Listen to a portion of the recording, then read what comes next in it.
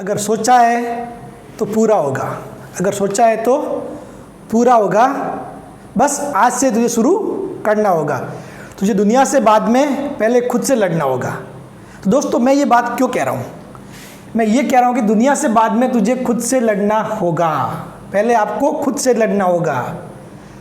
तो लोगों ने सोचा तो ज़रूर है, सोच के भी इतना सोच लिया है कि बहुत कुछ सोच लिया है। सोच सोच के खुद ही कंफ्यूज हो गए कि क्या करे क्या नहीं करे। तो आज मैं इसी कन्फ्यूजन के मुद्दे पर बात करने वाला हूं और आप सभी का डाउट भी दूर हो जाएगा और शायद आपको एक नई राह भी मिल जाएगी। ठीक है, नया रास्ता खुल जाएगी कि आगे क्या करना है और क्या नहीं करना है। तो बने रहिए मेरे साथ। मैं Raj Singh Deora, 11th stand 2016 selected, आप सभी का स्वागत करता हूँ आपके अपने यूट्यूब चैनल मारिसा एजुकेशन पर। तो दोस्तों अपन कई बार क्या होता है, कुछ चीज़ें बहुत ज़्यादा सोच लेते हैं, ये भी ले लूँ वो भी ले लूँ, ये भी कर लूँ वो भी कर लूँ। ठीक है, लेकिन एक आदमी क्या क्या कर सकता है वो आपको भी पता है। किसी ने सही कहा है कि धोबी का कुत्ता न घर का न घाट का। सुना है कहावत, सुनी है। एक दूसरी कहावत और है कि दो नावों पे एक साथ सवार नहीं हो सकते। ठीक है ना, या तो बैलेंस बिगड़ जाएगा या कुछ गड़बड़ हो जाएगी। दो नावों पे एक साथ यात्रा नहीं कर सकते। तो मैं ऐसा किस लिए कह रहा हूँ? ऐसा इसलिए कह रहा हूँ कि 11th स्टैंड में ज्योग्राफी और होम साइंस वाले इतने कन्फ्यूजन में है कि मेरे पास 100+ ऐसे मैसेज आए हैं, 100+। उन 100+ मैसेज में ये पूछा गया मेरे से कि सर मेरे पास ज्योग्राफी भी है, होम साइंस भी है, क्या मैं दोनों से फॉर्म भर सकता हूँ? अरे भाई मेरे पास इस टाइप के 100+ कमेंट्स। कितने? 100+। अब आप सोच सकते हो कि 100+ कमेंट मतलब इसका मतलब ही क्या हुआ? भाई आप ये क्या बात हुई कि सर मैं दोनों से फॉर्म भर सकता हूँ? मान लिया आपने दोनों से फॉर्म भर दिया, आपने दोनों से फॉर्म भर दिया, 2 फॉर्म भर दिए, एक भर दिया ज्योग्राफी से, एक भर दिया होम साइंस से। एग्ज़ाम तो अलग अलग होंगे, फॉर्म भी अलग अलग फिल किए जाएंगे। एक तो आपकी फीस लगेगी, इसकी भी लगेगी, इसकी भी लगेगी। एग्ज़ाम इसका भी दोगे आप, इसका भी दोगे। यहाँ तक तो कर लोगे। ज्वाइनिंग क्या दोनों में लगोगे? क्या ज्वाइनिंग दोनों में लोगे? क्या होगा क्या पॉसिबल? नहीं होगा ना। हाँ, जब आप ज्वाइनिंग दोनों में ले ही नहीं सकते, भाई इंसान 2 काम कब करता है कि भाई चलो एक साथ 2 काम करने। तो क्या करता है बहुत बार, जैसे कि कुछ काम करना है, साथ में कुछ टीवी भी देखना है, तो टीवी भी दिख जाता है, सीरियल भी दिख जाता है, काम भी हो जाता है। तो वो तो दोनों काम होना हुआ, ठीक है। लेकिन यहाँ पर तो आप दोनों काम करने के बावजूद अगर सिलेक्शन हो भी गए ना, तो भाई ज्वाइनिंग तो एक ही लोगे, ज्वाइनिंग तो एक ही लोगे। और पहली बात, दोनों फाइट करना कोई सिंपल काम है क्या? क्या हो जाएगा क्या ऐसे ही? आप बताओ। मैं एक सिंपल सा सवाल पूछता हूँ, भाई ज्योग्राफी और होम साइंस आप दोनों के सब्जेक्ट तैयार करोगे, दोनों के सब्जेक्ट तैयार करोगे, ठीक है। और फिर चाह रहे हो कि दोनों फॉर्म भरो, दोनों के सब्जेक्ट तैयार करो, दोनों एग्जाम दो और दोनों में सिलेक्शन दो, यही चाहते हो क्या? या फिर ये चाहते हो कि एक में सिलेक्शन दो? जब एक में ही सिलेक्शन लेना है तो एक भरो ना भाई। अब तक आपने ये तक डिसाइड नहीं कर पा रहे हो कि मैं ज्योग्राफी से फॉर्म भरूँ या फिर होम साइंस से भरूँ। मैं ये बात उनके लिए कह रहा हूँ जिनके पास दोनों क्वालिफिकेशन है, जिनके पास ज्योग्राफी भी है और होम साइंस भी है, जिनके पास दोनों क्वालिफिकेशन, वो अब तक कन्फ्यूजन में। भाई आप कन्फ्यूजन में क्यों हो? कन्फ्यूजन से बाहर निकलो। मैं आपके हाथ जोड़ के विनती कर रहा हूँ, पीछे रह जाओगे।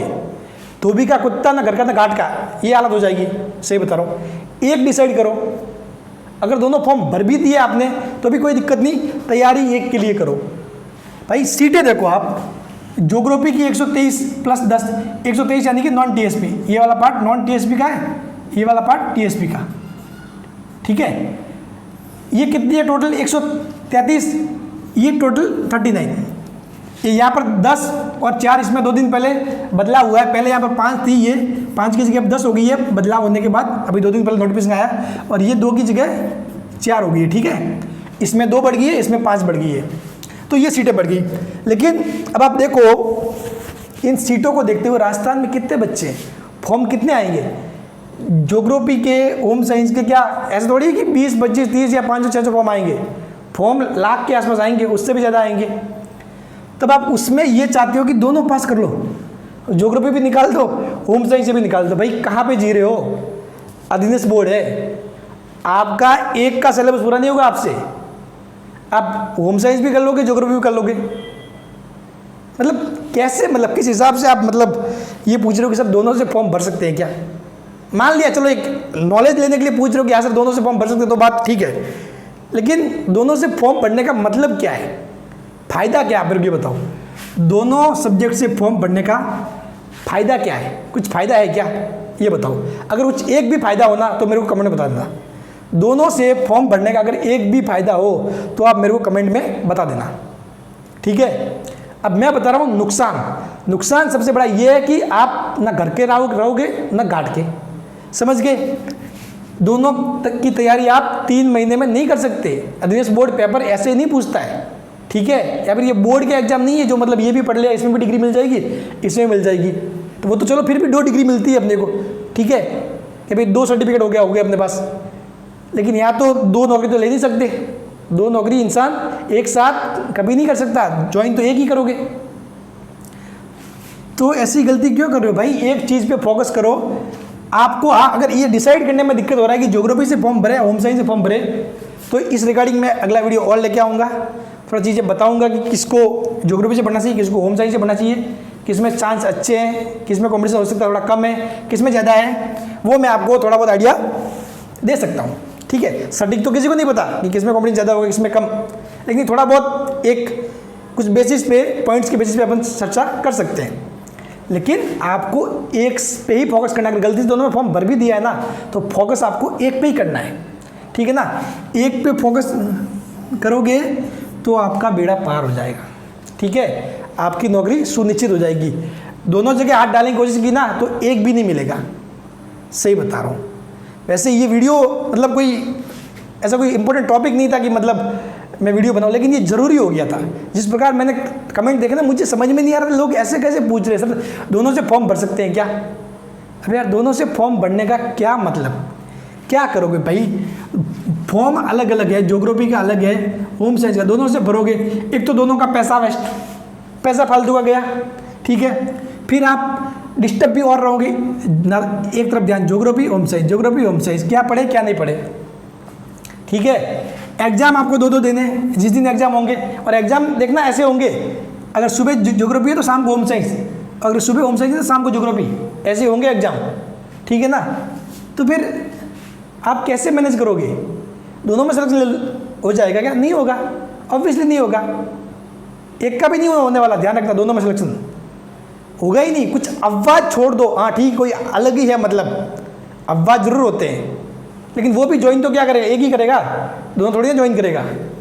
तो प्लीज़ आपसे हाथ जोड़ के विनती है, मैं किसी की बेइज्जती नहीं कर रहा हूँ कि किसने मतलब क्या पूछ लिया मेरे से कि मतलब कमेंट में, लेकिन वो सवाल उस टाइप का मतलब चीज़ें मतलब आपके माइंड में नहीं आनी चाहिए। वो ये शो करता है कि आप कंफ्यूजन की स्थिति में हो, और सिलेक्शन लेना है तो खुद का कंफ्यूजन दूर करो। मैंने शायरी क्यों बोली स्टार्टिंग में कि आपको दुनिया से लड़ना, यानी कि दुनिया मतलब क्या, पेपर, पेपर आपने लिए एक अलग दुनिया है, उससे लड़ने के लिए, या फिर ये समझ लो कि आपको दूसरे जो आपके कॉम्पिटिटर है, जो आपके साथी जो एग्जाम में बैठेंगे, उनसे आगे निकलने के लिए आपको खुद से लड़ना है।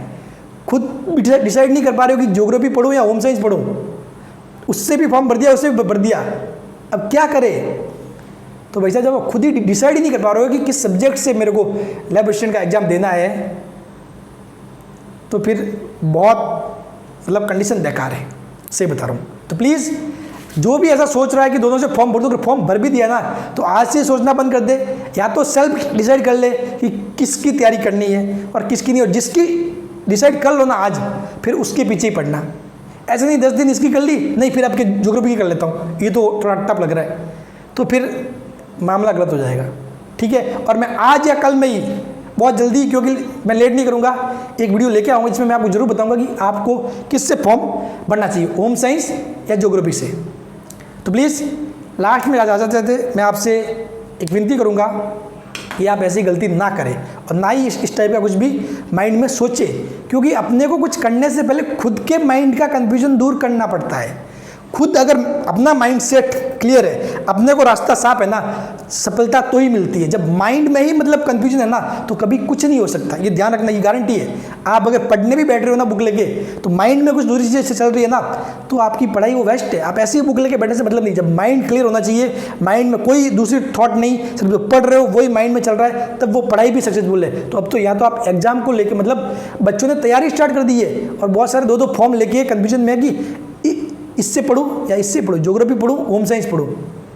ठीक है, तो प्लीज़ जिसने नहीं भरा वो तो दोनों फॉर्म मत भरना, एक दो दिन में डिसाइड करके एक ही फॉर्म भरना। ठीक है, और जिसने भर भी दिया है तो वो भी ठीक है, भर दिया, अब एक ही से एग्ज़ाम देना है, वो डिसाइड कर लेना। दोनों जगह हाथ डाले तो सिलेक्शन एक में भी नहीं होगा। मैं आपको चेतावनी नहीं दे रहा हूँ, मैं एक बड़े भाई के नाते, या फिर हो सकता है किसी से छोटा भी हूँ मैं, तो मैं एक भाई के नाते, दोस्त के नाते आपको सलाह दे रहा हूँ। ठीक है, कि प्लीज़ आप ऐसी गलती ना करें। ठीक है, क्योंकि मुझे ज़रूरी लगा ये बताना, इसीलिए मैंने ये वीडियो बनाया। आपको मेरी बात अच्छी लगे तो प्लीज़ इसको शेयर भी करें, और चैनल पर अगर नए हैं तो सब्सक्राइब भी करें, क्योंकि लैब एडिशन से जुड़ी मैं सारी जानकारी आपको टाइम टू टाइम देता रहता हूँ। सभी के मैं डाउट भी दूर करता हूँ, कमेंट में हर एक का रिप्लाई मैं करने की कोशिश करता हूँ। हो सकता है कुछ एक आध ऐसा चूक जाता है कि जो दिखता नहीं है, सामने आते नहीं है, मतलब बहुत सारा सिस्टम की मिस्टेक से, मतलब सॉफ्टवेयर प्रॉब्लम या कुछ भी मतलब चीज़ें होती है जिस कारण मैसेज सामने नहीं आ पाता। अगर मेरे को जो दिखता है ना मैसेज सामने, उन सभी का मैं रिप्लाई करता हूँ। ठीक है, तो प्लीज़ मेरी इस बात को ध्यान से सुने, फोकस सिर्फ एक पे करें। Thank you so much.